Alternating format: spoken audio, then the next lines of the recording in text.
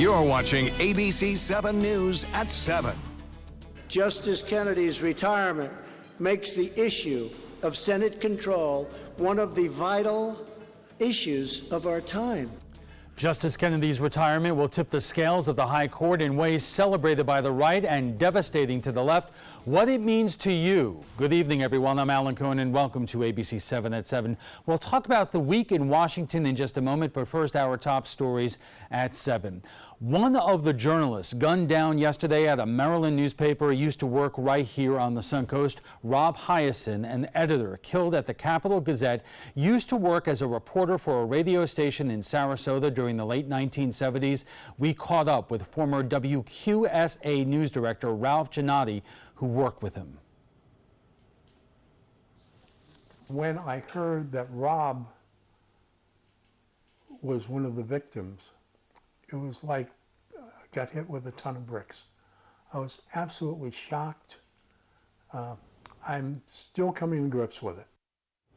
Besides Hyacin, 4 others were killed. Several others were injured. We'll have more on the investigation in just a moment. A man accused of making a bomb threat against Charlotte County elementary schools is now in custody. Deputies say they were alerted to this man, Michael Percy. They pinged his location based off of a 911 call received this morning, making a false bomb threat. He was also found in possession of meth.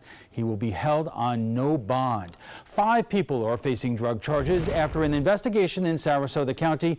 The sheriff's office issued a search warrant at 2 homes on Galleon Drive. In one, they found more than 1,000 MDMA pills, commonly known as Molly. In the other, several drugs worth about $45,000. A Sarasota man has been arrested and charged in Chicago with manslaughter. Authorities say Bernard Mullen provided fentanyl to a 58-year-old Sarasota woman who died from an overdose. The investigation began in July 2017.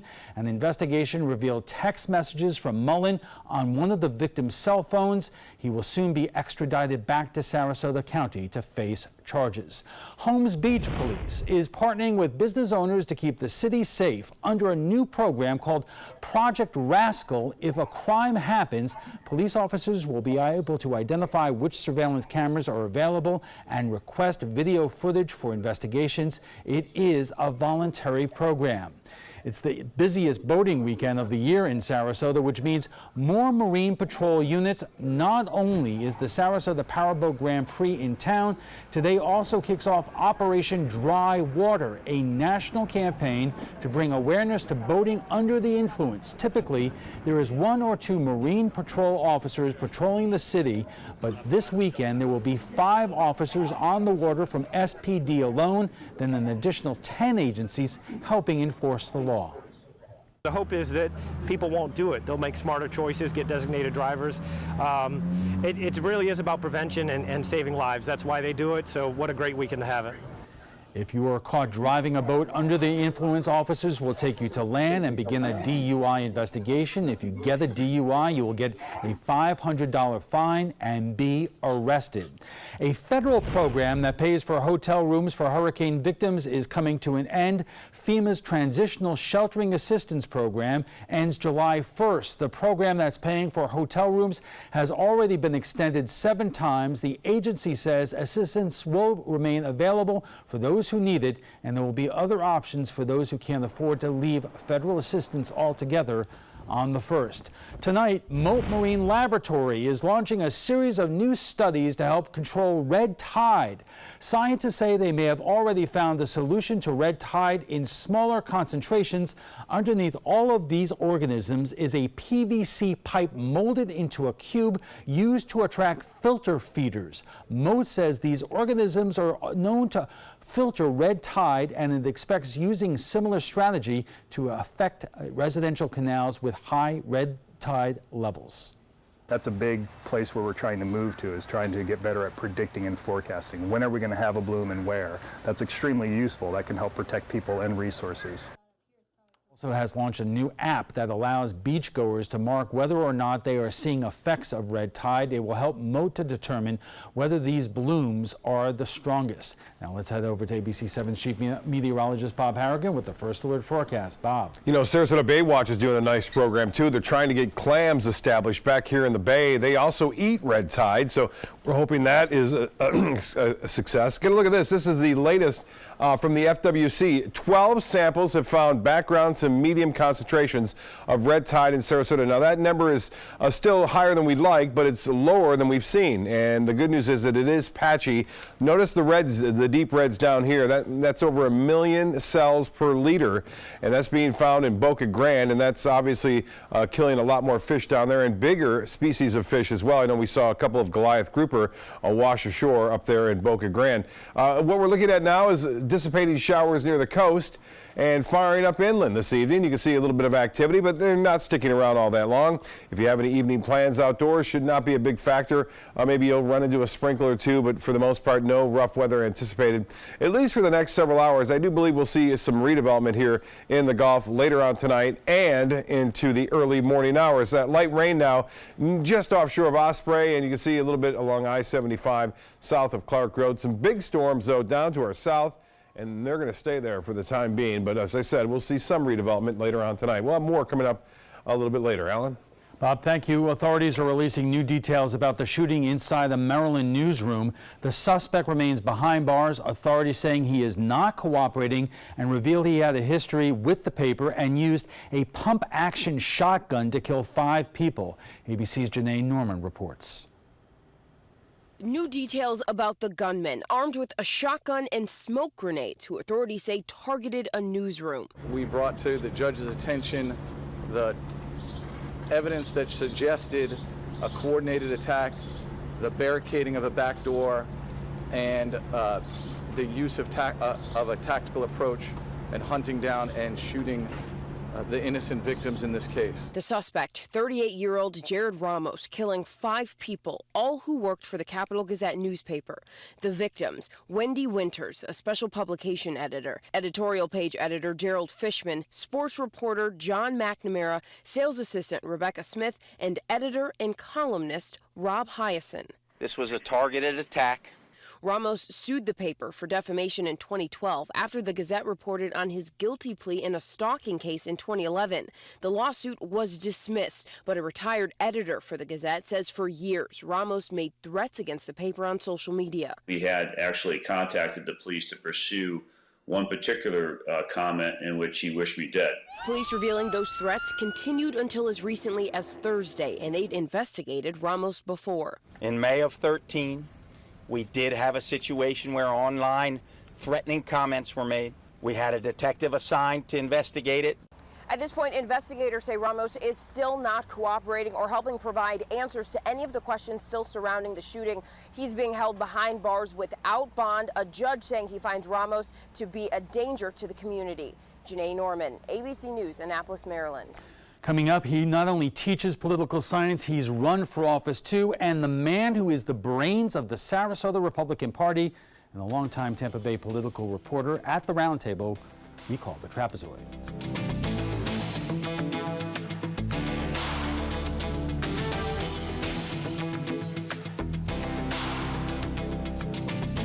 Hamilton was adopted from a rescue in 2008. He really likes to be around people. And as soon as I start to make my breakfast, Hamilton is right there. I get out my mat and I'm doing a downward dog and he's underneath. He's quite the pug about town. He gets invited to a lot of parties. He knows he's a pretty big deal. I mean, look at this little face. How could you not love him?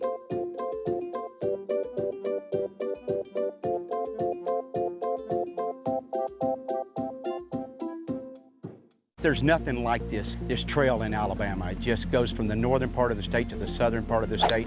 We see all kind of different terrains, great value, and great fun. We've been coming for 18 years. We started off with a group of 8, grew to 12, and grew to 16. And we love it because where else can you get world-class golf courses with world-class accommodations? To be able to play these type of courses in this environment, and the difficulty keeps us coming back over and over and over again.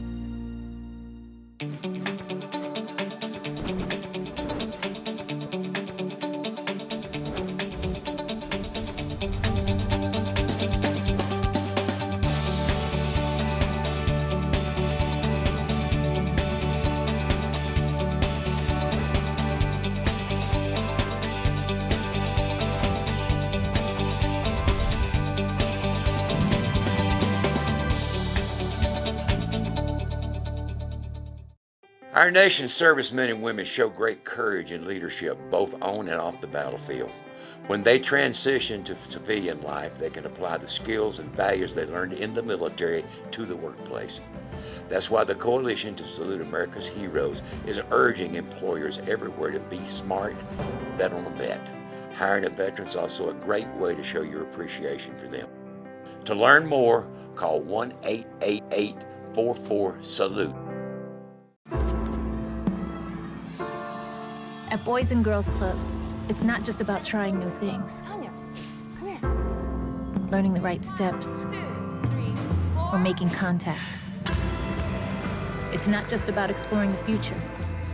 It's about helping them build it. It's about making a connection.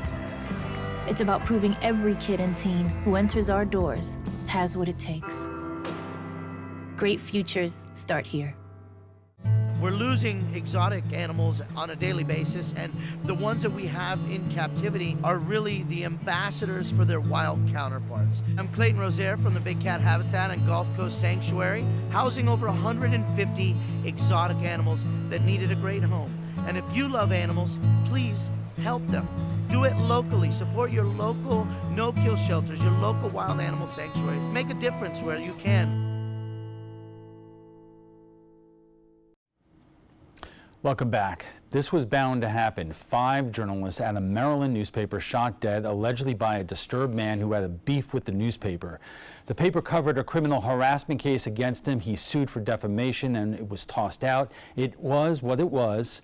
We journalists know we take a risk reporting the news, but now more than ever, journalists are harassed and threatened for simply doing their jobs. And no, it doesn't help that the President of the United States this very week called the media the enemy of the people. Check this out. Today, ABC 7 posted the story about the Maryland shooting on our Facebook page, and Robin from Sarasota wrote, "You people think you can write crap about people and hound them to death, and you think that they are going to do nothing? Think twice." Think twice, Robin? Those journalists in Maryland report the news. You might not like the news these days, but good journalists are not going to be intimidated for reporting what our leaders say and what they do. Joining us for more, Jack Brill, the vice chair of the Sarasota Republican Party, Frank Alcock, a political science professor at New College of Florida, and joining us by Skype, political reporter Mitch Perry. And Mitch, let me start with you because you are a print reporter who has covered a lot of things in your career other than politics. So your reaction to these journalists in Maryland just doing their jobs and being shot dead because of it? Well, it's horrible, obviously, Alan, and really scary and disturbing. And you said that maybe it was inevitable. I don't know. Actually, if you look at it, it's been a long time, I think, since we've had a reporter actually shot and killed in terms of the aggregate. The thing is that we can't forget, a couple things here. One is obviously a man had a gun here. We've had these tragedies in terms of schools, movie theaters, churches. I suppose in a way, a newsroom is that's inevitable, I suppose in a way. But yeah, there's no question that in our newsroom yesterday, the Port of Phoenix, when this news came across the wire around 3 p.m., it was chilling, in a way that some of these others weren't if you work in the news. Not that the news people are any more special than anybody else, but when you understand, before we even understood what the situation was this guy just angry at the media overall? We learned, obviously, it was a specific case that he had that this newspaper reported on, that he somehow threatened, the newspaper there reported it. I don't know what law enforcement really could have done about it, but it's a horrific situation. Jack, I said, all right, hold on one second, Jack.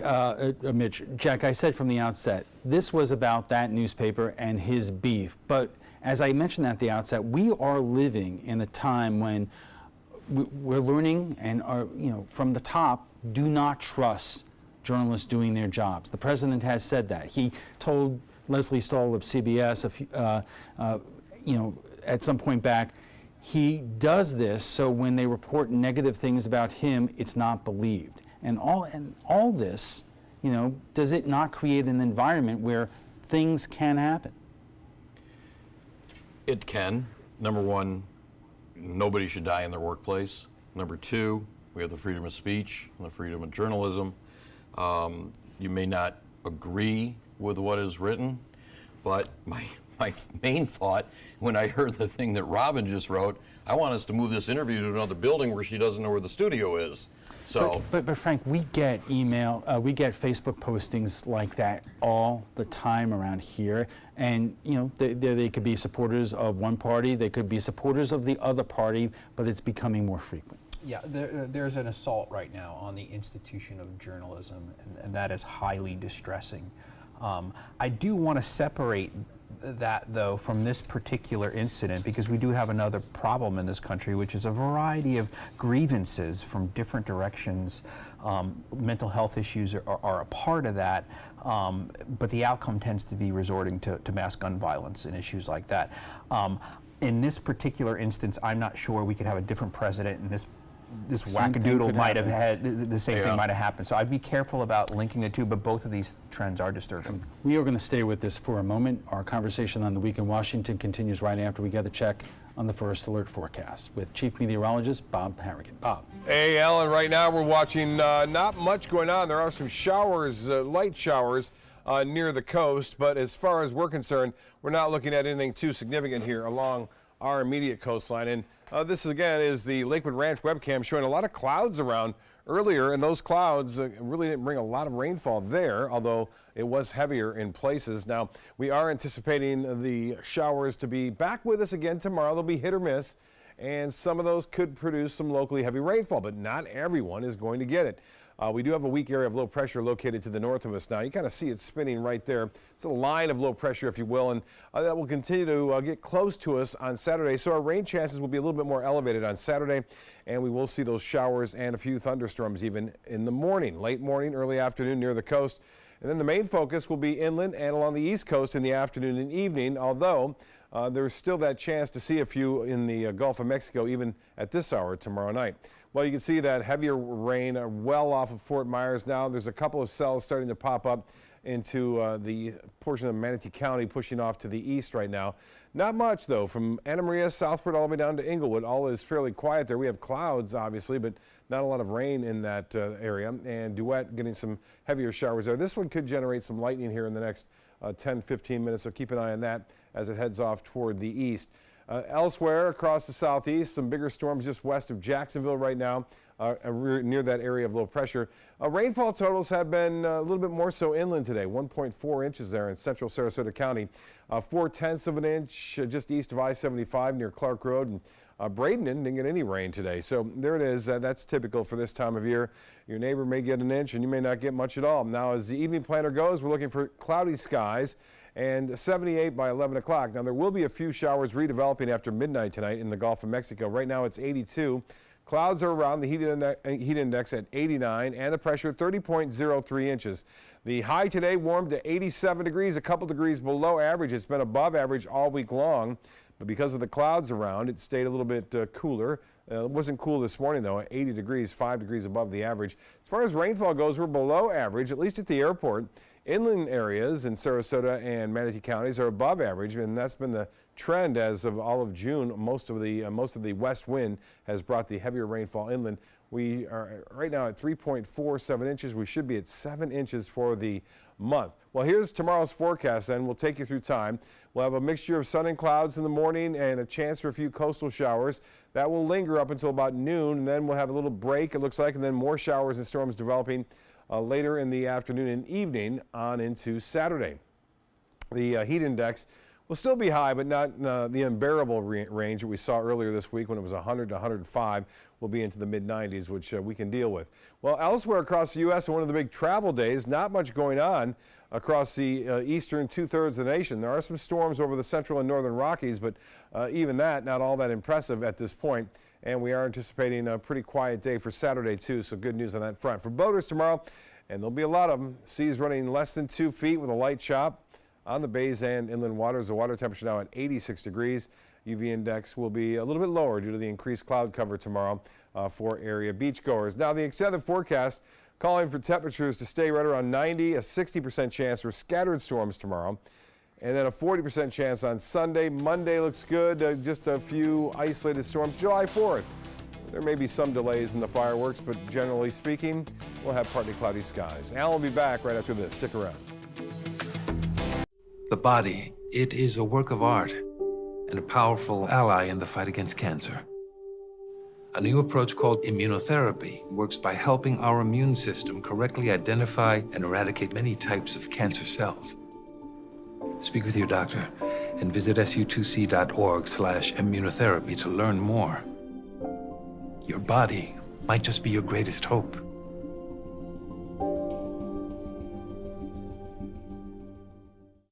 I witnessed him have 2 heart attacks in ICU. He went through seizures. We'd much rather have Aaron like this than dead.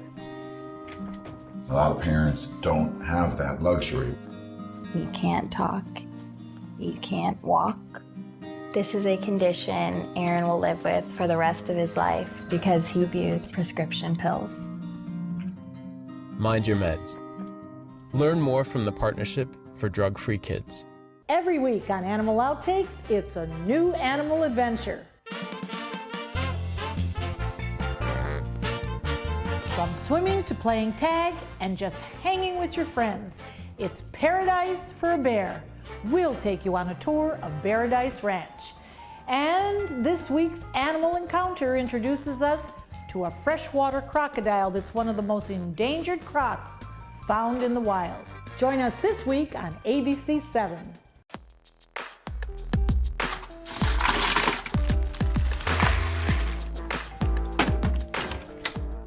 Thank you.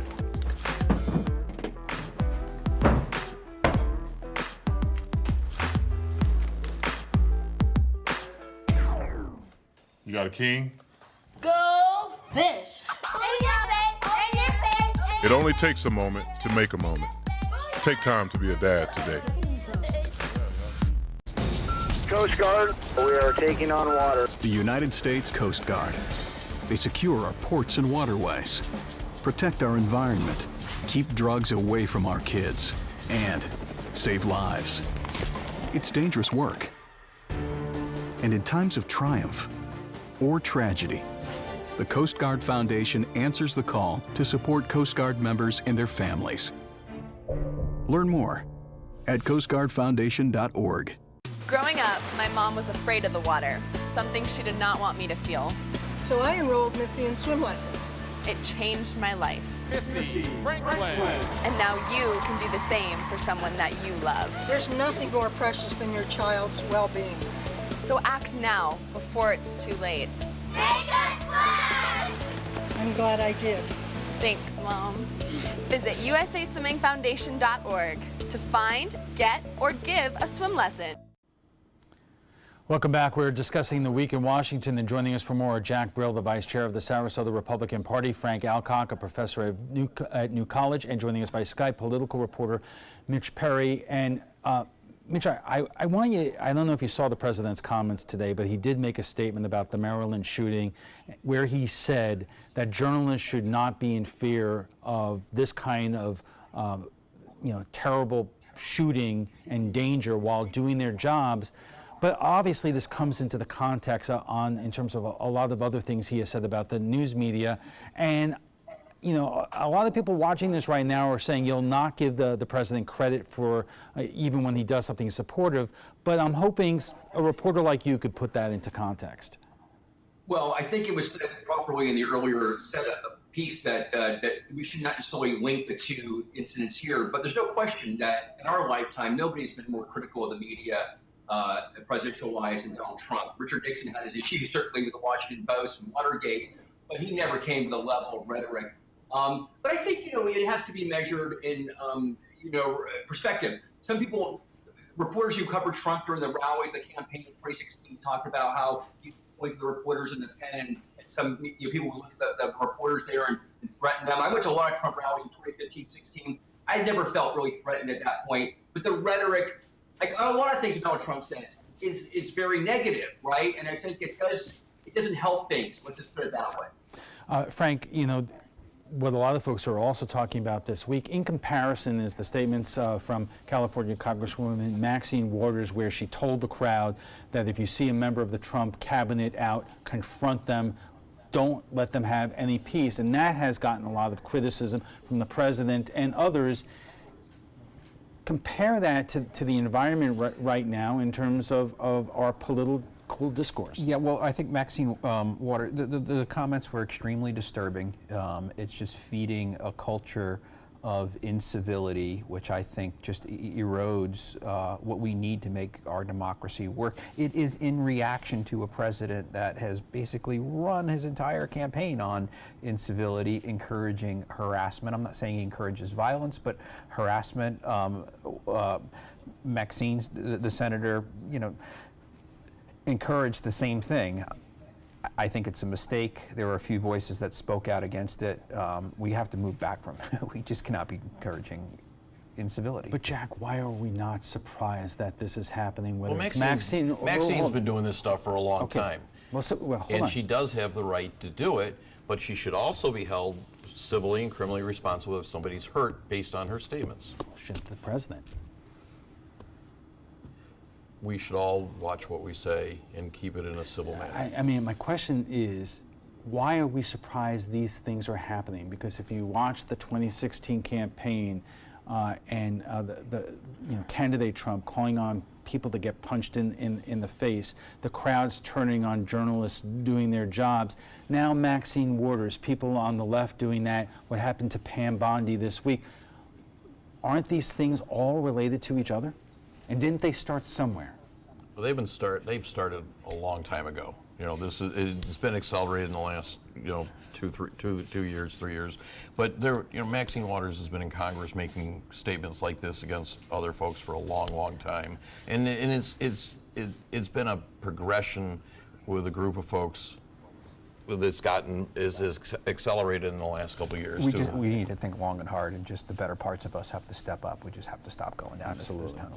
Yeah. We are just getting warmed up. Our conversation on The Week in Washington will continue after a quick break. Stay with us.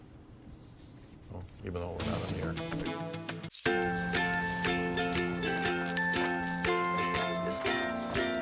All right, crew, let's get started. Sure.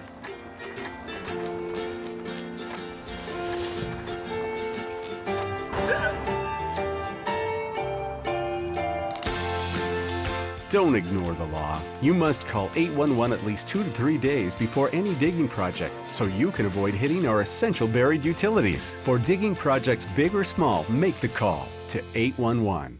There's a lot of fear in coming back to school. I'm a 40-year-old man that walked in there to get his high school diploma. It was very hard for me, but one of the teachers was Miss Araceli. She gave me direction. Every single time I had a question, she'll put down whatever she's doing and she'll sit there with you until you get it. 50% of getting your high school diploma is walking through those doors. The other 50% is doing the work. Find free adult education classes near you at finishyourdiploma.org. It's been about a month, and I can honestly say I've seen the change in me. I went from being a depressed girl who didn't want help to this happy, caring girl who loves helping other people. I just really hope that people that went through what I went through get the help that they need, because their story is important and they are loved. Thank you so much for everything.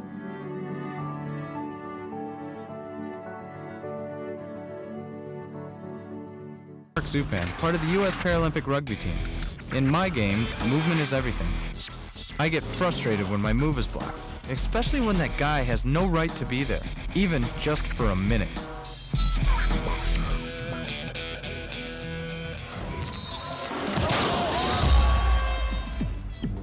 I love a challenge, but I don't like to play this game every day. A message from the United Spinal Association. Me.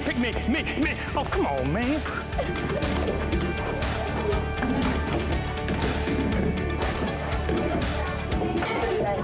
Oh, man, I love technology. Hey, check out my new phone. Look at this right here. For years, the DeSoto Club has needed improvements. Join me and Boys and Girls Club of Manatee County as we raise money to build a brand new facility. It will be bigger and better, just like it was 40 years ago when I attended. Invest in kids, build great futures. When it comes to drinking, what do you think moderation is? The U.S. Dietary Guidelines define moderation as up to 1 drink a day for women and up to 2 drinks a day for men. So what's a drink? The guidelines say a drink equals 12 ounces of beer, 5 ounces of wine, or a cocktail with 1.5 ounces of distilled spirits. Each contains the same amount of alcohol. Like to learn more? Visit drinkinmoderation.org. The skills you develop as a soldier in the Army National Guard can give you a head start on your career. Gain practical experience with technology and equipment that will give you a leg up in the civilian world. Learn critical leadership skills and to be part of a team. Serve your community and your country part-time while earning money for an education. Visit NationalGuard.com to learn about the paid training and career opportunities available to you in the Army National Guard. You're watching ABC 7 News at 7:30. Welcome back. If you're just tuning in, we are discussing the week in Washington, and joining us for more are Jack Brill, Frank Alcock, a professor at New College of Florida, and joining us by Skype is political reporter Mitch Perry. I'm wondering if you folks saw that hearing on Capitol Hill yesterday. Rod Rosenstein, the Deputy Attorney General and the head of the FBI, before Congress talking about the status of the Russia probe. And I'm wondering if you caught this moment with South Carolina Congressman Trey Gowdy to Rod Rosenstein. Take a look. If you have evidence of wrongdoing by any member of the Trump campaign, present it to the damn grand jury. If you have evidence that this president acted inappropriately, present it to the American people. There's an old saying that justice delayed is justice denied. I think right now all of us are being denied. Whatever you got, finish it the hell up, because this country is being torn apart. There's another old saying, and it's Yiddish, and it's called chutzpah. Trey Gowdy headed the Benghazi investigation. 2 years, $7 million, no criminal indictments, Jack. Real people, real Americans died in Benghazi. Right, well, okay. And they deserve to have the proper investigation. 100%. Absolutely. And in this case, Jack, the Russians interfered with the election of the President of the United States in favor of Donald Trump. So says every intelligence agency. But that's the pretty investigation is supposed to be that the President colluded with them, and there is zero proof of that happening. I'm sorry, how do you know there is no proof of that? They would have brought it out by now. No, they wouldn't have. No, they would not have. I'll get you. They would have waited to the end of the investigation. But right. That's what prosecutors do. I agree. I don't disagree. But at the same time, it would be nice to see some path that had some relevance of the criminal charges. Manafort's getting charged with fraud for something he did, in a foreign country 12 years ago. That was stupid on his part, and he gets the justice he deserves. But we have not seen yet, all right, I'll say yet, that there has been anything that tied into the specific purpose prosecutors don't give you updates when they're investigating. I don't disagree, but there would be nice to have, if there's going to be a criminal charge, bring something. Jack, Frank. Well, the president could actually, sit down and close off, do the final interview. That might speed things up. If Mueller comes up with a big nothing burger at the end, so be it. I think there's already blatant evidence of obstruction. We just have to finish this. If this thing gets cut off and the Republicans just go too far and try to undercut Mueller when he's close to finishing, we're going to be suffering the consequences for that for a long time. Here's the serious question to the conversation we just had. We don't know if he's close to finishing.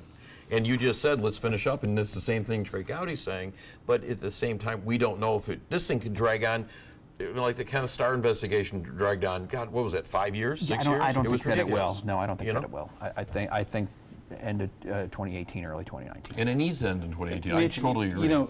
Public opinion polls on this say different things. There is declining support for the Mueller investigation. On the other hand, Americans, by a wide majority, want the investigation to continue until it reaches a conclusion. Well, the Republicans have been doing a good job the last 2 months in really knocking down Robert Mueller as a nonpartisan referee here.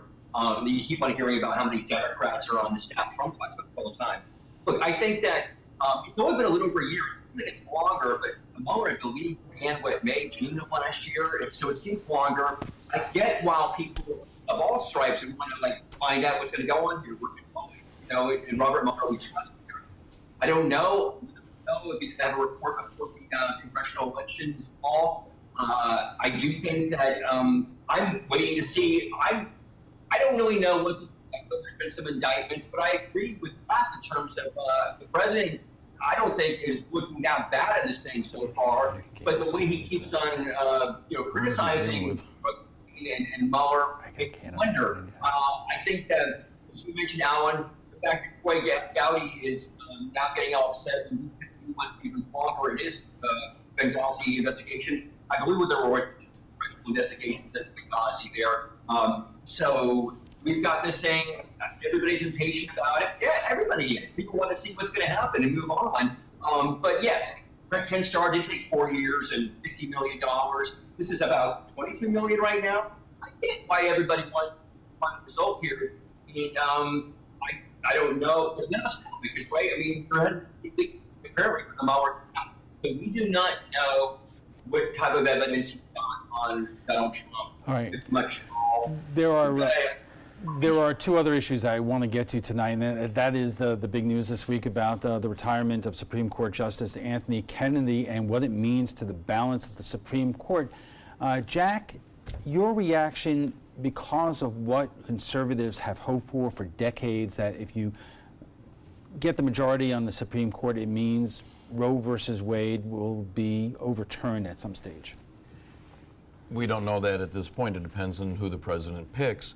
The interesting thing, it shows in the stats that an average president gets 2 Supreme Court picks.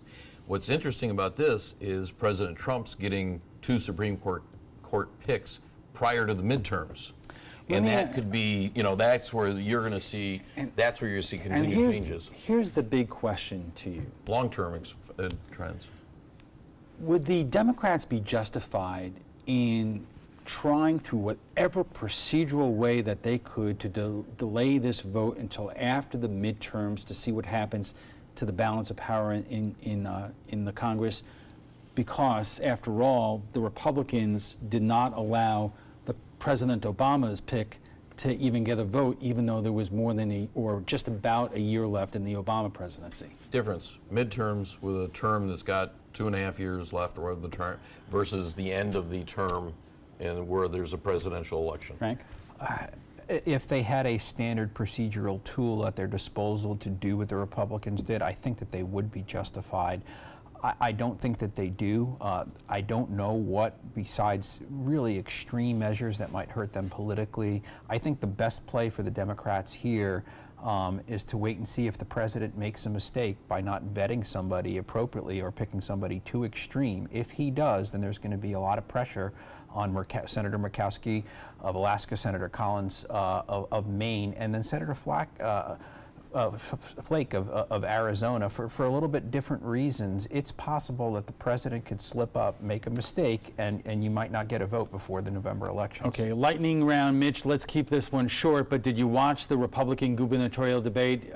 If you did, what were your impressions? Too many questions about the federal government. I mean, that played into Ron DeSantis' hands because, of course, he is accused by Adam Putnam of being too much into being in Washington versus Florida news. It was exciting, though, the respect the first time we've had these two candidates right next to each other. Apparently, they're going to debate one more time. So, right now, Adam Putnam's in the polls.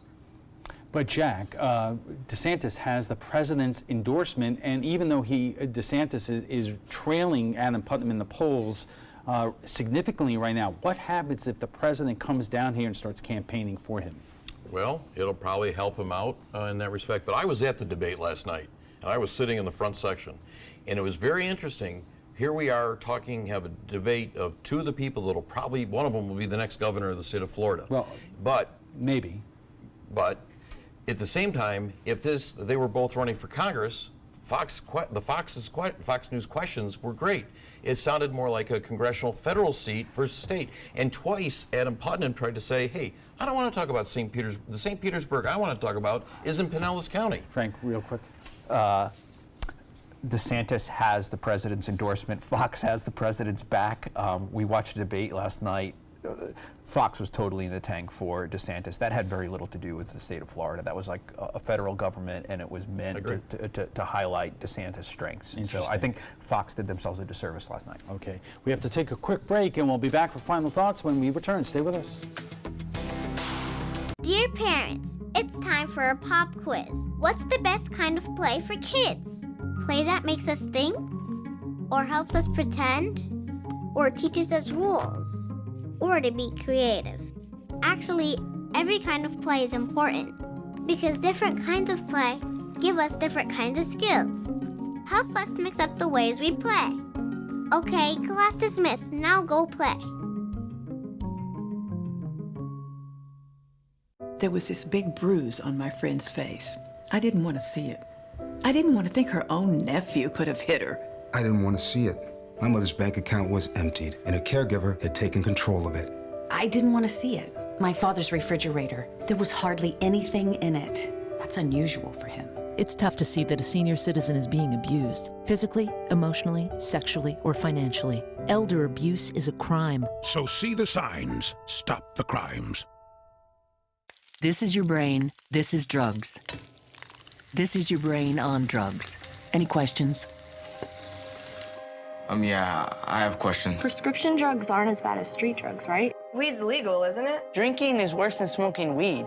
Isn't it? Why is heroin so addictive? Molly just makes you feel happy. I have questions. Mom? Dad, did you ever try drugs? They're going to ask. Be ready. Go to drugfree.org. A message from Partnership for Drug-Free Kids. ABC 7, your Suncoast News. We're here for you. Watch ABC 7 wherever you are, on our live stream, on mysuncoast.com, on the ABC 7 My Suncoast app, powered by the Eye Associates, providing sight for life, featuring traffic maps and live radar, dining with recipes, and My Suncoast Restaurant Guide. Visit mysuncoast.com. Click on the Apps tab to download the ABC 7 My Suncoast app for Apple and Android. When ABC 7 declares a First Alert Weather Day, it means we can expect major changes to weather conditions here along the Suncoast. It means there could be severe, potentially dangerous weather ahead. We tell you when a First Alert Weather Day is coming because we want you to be prepared. A First Alert Weather Day is an advance warning. We'll let you know about any changes in the weather when the first signs appear. ABC 7 First Alert Weather, we're here for you. For more than 100 years, American Humane Association has been teaching kids to be kind to animals. Those in our homes, on the farms, on the silver screen, and wildlife conservation, caring for the world's vanishing creatures. But we can't do it alone. Visit kindness100.org to find ways to teach kids how they can make a more caring, compassionate, and humane world for all of us. Welcome back. Our guest joining us right now for final thoughts. And Mitch, I'm going to start with you, and we're going to talk about tariffs a little bit. GM warning today that new tariffs will force job cuts. Of course, this comes in the week that Harley-Davidson says that they're going to move some of their operations overseas. The president expressing his disappointment in Harley-Davidson, but what is the base to think about this? I think this could be the one place where he starts to lose some of the base. He hasn't for anything, right? Donald Trump has done in his year now as president. But I think this actually could really, but it impacts people's wallets. That's when they really, move politically. And I think this is going to hurt some of the supporters, and he may lose some support because of it. And Jack, you were saying a little while ago, you were at a Toyota plant earlier this week, and that BMW X5s are all made in Greenville, South Carolina, and shipped around the world. So, are you concerned that the president says there is a larger picture here? If you hold strong, you're going to fix the trade imbalances, but these are going to affect real lives, real businesses, American businesses, and not only in places like South Carolina, but also the Farm Belt. And I think we've got to look at, the trade imbalances need to be fixed. I mean, the China and all the things we've all discussed multiple times.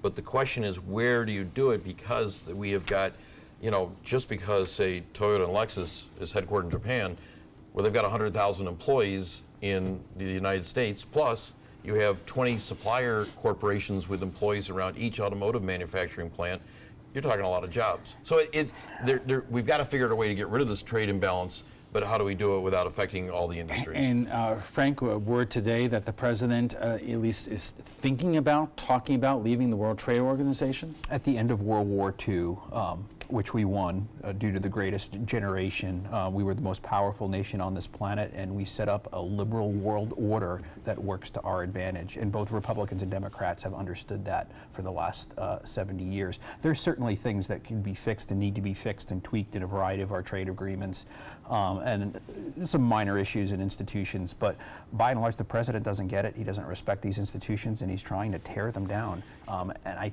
think it's going to come back to hurt us. But I also think that he's very good at throwing out the lob this way, and you're thinking this direction. He's actually over here working on something over in this direction. So you got to let it play out. I don't think so. I don't think he knows what he's doing.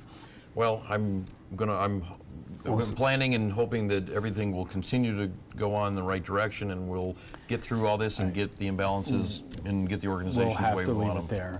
We want to thank Jack Brill, the vice chair of the Sarasota Republican Party, Frank Alcock, a professor at New College of Florida, and Mitch Perry for joining us tonight. When we return, the short list for the U.S. Supreme Court and the timeline for the selection of a new Supreme Court justice. That story and your primetime headlines coming up in a moment. But right now, let's get the final check on our First Alert forecast with Chief Meteorologist Bob Harrigan. Bob.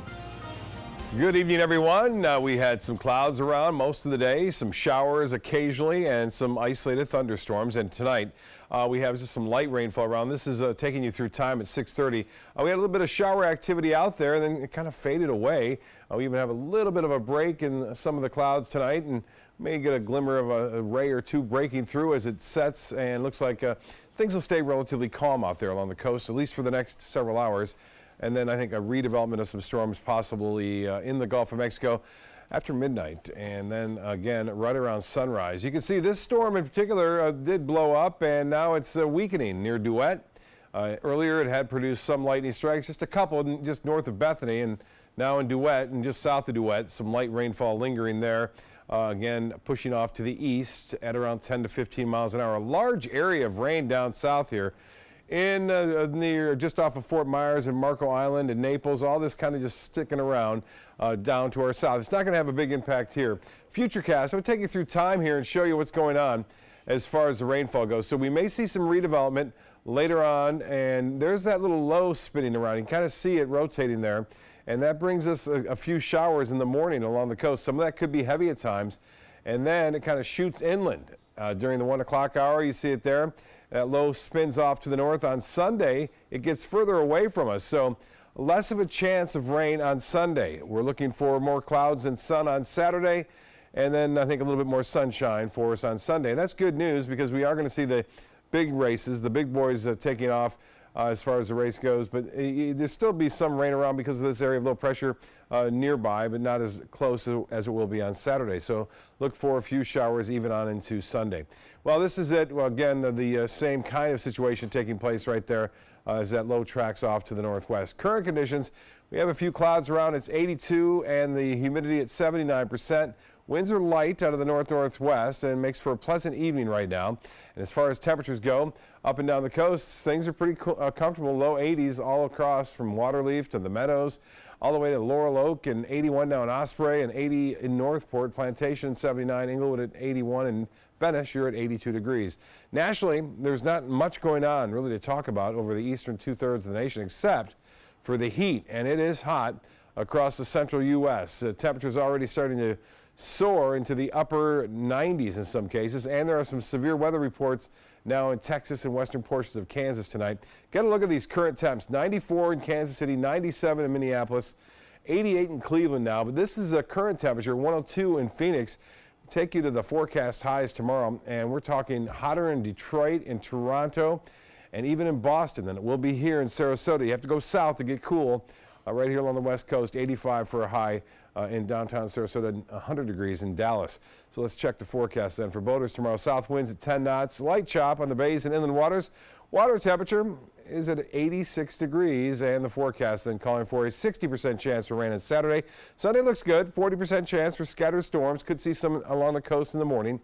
And then a 40% chance on Tuesday. And for the 4th of July, a lot of folks will be out there checking out the fireworks. We're calling for a 40% chance for storms. At 9 o'clock, we'll see cloudy skies with scattered showers around, temperatures into the mid-80s at 9. Al will be back with primetime headlines right after this. Hi, I'm Chef Bob. Watch Aprons in the Kitchen every Wednesday morning on ABC7, where we'll be serving up the most awesome dishes. Then stop by your neighborhood Publix, pick up the recipe card and all the ingredients.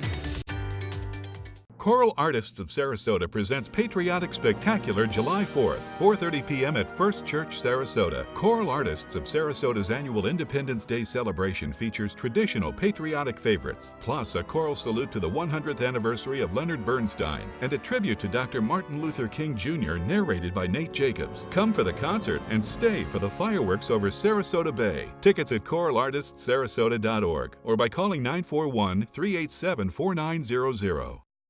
Monday at 5 on ABC7's Good Morning Suncoast. Hi, I'm Ray Collins. We'll take a look at cleanup from the 34th annual Grand Prix boat races. Tens of thousands of race fans lined at Lido Key Beach and some turtles as well. We'll have the story Monday on Good Morning Suncoast. John? Big 4th of July holiday coming up next work week. We'll let you know what the possibilities are for thunderstorms and lightning. Monday at 5 on ABC7's Good Morning Suncoast. We're here for you. Are you a soccer mom or dad? Regardless of their age or experience level, when your kids play soccer or any other sport, there's one person on the sideline who is key to help recognize and seek medical care for sports-related concussion. It's you. You need to know the signs and symptoms of concussion, and you need to act if you think your child has been injured. Remember, when in doubt, sit them out. To learn more, go to cdc.gov/concussion. 1001, 1002, 1003, 1004. Your daughter just had her first breakup. Do you A, put yourself in her shoes? B, console her? Don't worry, sweetie. This is gonna happen a lot. Or C, find her a new boyfriend? Nice, single boys. That was weird. As a parent, there are no perfect answers. But you don't have to be perfect to be a perfect parent. Thousands of teens in foster care will love you just the same. WWSB ABC7 is an equal opportunity employer, and we're looking for qualified people to join our dynamic team. For a list of current openings and to apply online, visit www.mysuncoast.com/contact/employment. If you're a motivated team player and you want a rewarding career in a fun, fast-paced working environment, WWSB ABC7 could be the perfect fit for you. Check out our list of openings now. The biggest comedy stars. Iguanas only reproduce 1 month out of the year. That's because they suffer from erectile dysfunction. Right here on Funny You Should Ask. Weekdays at 4:30 and 11:30 on ABC7.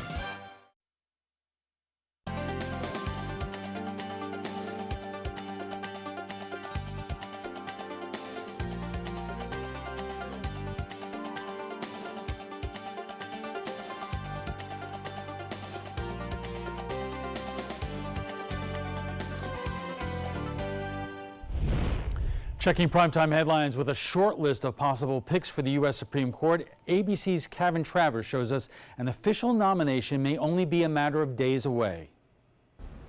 President Trump has started reaching out to lawmakers to drum up support for his still-to-be-announced Supreme Court nominee. It was a bipartisan meeting at the White House Thursday night. President Trump sitting down with a half-dozen senators, including 3 centrist Democrats, West Virginia's Joe Manchin, North Dakota's Heidi Heitkamp, and Indiana's Joe Donnelly. On the agenda, the Supreme Court vacancy. That guest list, very deliberate. What do these 3 Democrats have in common? All 3 hail from states that President Trump won big in 2016. They're all facing tough re-election battles this year, and all three voted in favor last year of Justice Neil Gorsuch's nomination. A good trio for President Trump to start his lobbying campaign. The Democratic senators called it a solid, productive, and good discussion. Also attending, two potentially critical moderate Republicans, Susan Collins of Maine and Lisa Murkowski of Alaska. They'll face increasing pressure over the next several months from their Democratic colleagues to buck the president's nominee over the fate of abortion and reproductive rights.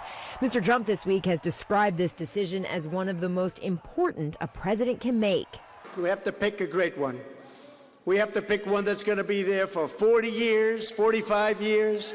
President Trump says he's working off a list of about 25 names. That list was compiled and given to him during the 2016 campaign. He is very familiar with that list, which could mean a quick decision. The president's expected to meet with contenders in the coming days. Karen Travers, ABC News, the White House. A mother from Brazil and her 9-year-old son back together today after winning her lawsuit to have her son released from a shelter in Chicago. They were separated at the U.S.-Mexico border a month ago, a result of President Trump's zero-tolerance policy for migrants illegally crossing the border. A federal judge has now ordered the government to reunite more than 2,000 children with their parents within 30 days, children under 5 within 14 days. A SpaceX Dragon spacecraft is headed for the International Space Station. The Falcon 9 rocket launched from Cape Canaveral, Florida before dawn today. The spacecraft leaving a colorful vapor trail across the sky as it raced to orbit. The spacecraft is carrying 6,000 pounds of cargo to the ISS. It is scheduled to arrive on Monday. And that's all the time we have for this evening. I'm Alan Cohn. Thanks for joining us and have a great weekend.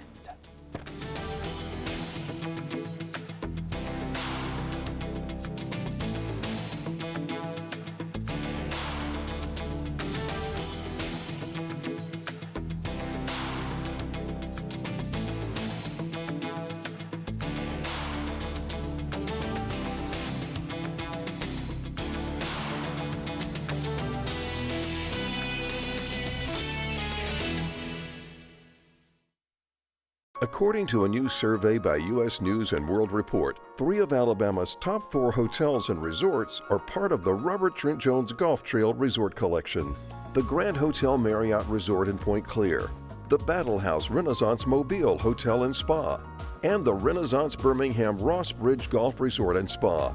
Hey, we didn't invent Southern hospitality, we just offer more of it. Visit rtjgolf.com/resorts to find out more. My name is Luke Perry, and I am 1 million strong. I'm in the fight against colorectal cancer because I believe we can win it.